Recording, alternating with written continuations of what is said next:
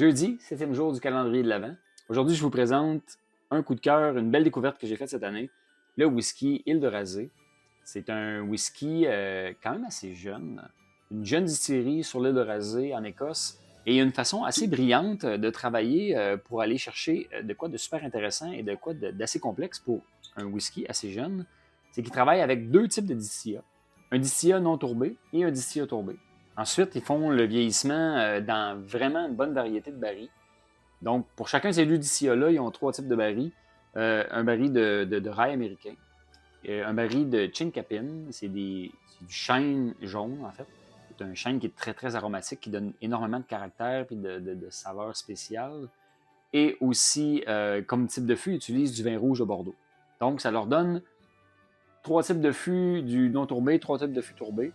Ils travaillent avec ça pour faire un assemblage, ce qui va donner un whisky quand même assez complexe, malgré que c'est un whisky d'à peu près 4 ans, 4 ans et demi. On va chercher dans la complexité.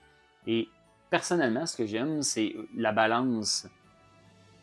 Donc, ils sont capables d'aller nous donner de la tourbe sans être explosive. C'est une tourbe qui est super intéressante, qui rehausse à peu près toutes les autres saveurs qui se cachent dans le whisky.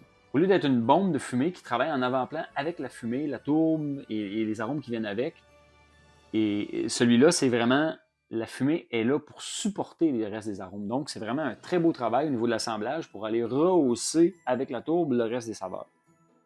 Donc, au nez, on a vraiment une légère tourbe avec une espèce de tarte aux fruits confits qui aurait été un peu calcinée, un peu brûlée.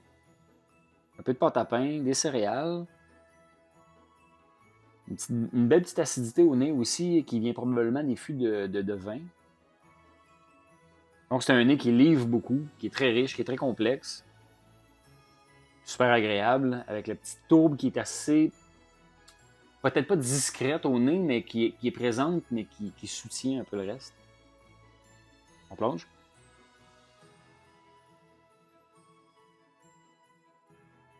Oh! En bouche, la tourbe est quand même plus prononcée. Et des belles saveurs agricoles, je dirais. On sent la tourbe, mais on sent aussi l'orge, la paille, les herbes, la terre.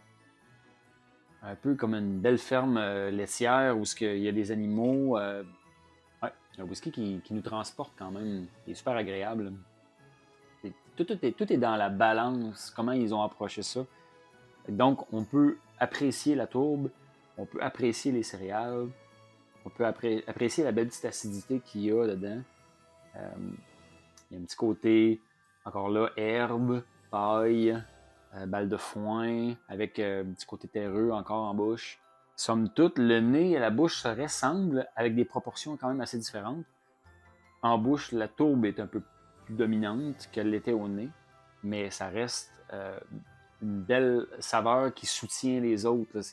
L'amalgame des saveurs est très, très bien fait. Donc, il n'y a pas une saveur qui surpasse les autres et qui nous empêche d'aller découvrir tout ce qu'il y a dans ce whisky-là.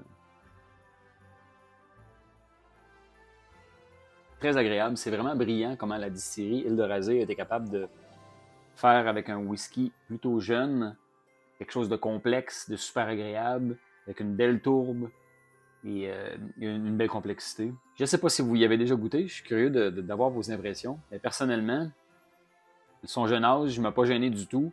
Au niveau de l'expérience, c'est fantastique. Le petit côté tourbé apporte une belle complexité avec toutes les autres belles arômes qu'il y a dedans. Donc, c'est un travail de maître, je pense, de nous apporter quelque chose d'un peu plus jeune, tout en étant agréable comme ça, puis qui donne une super belle expérience. Santé.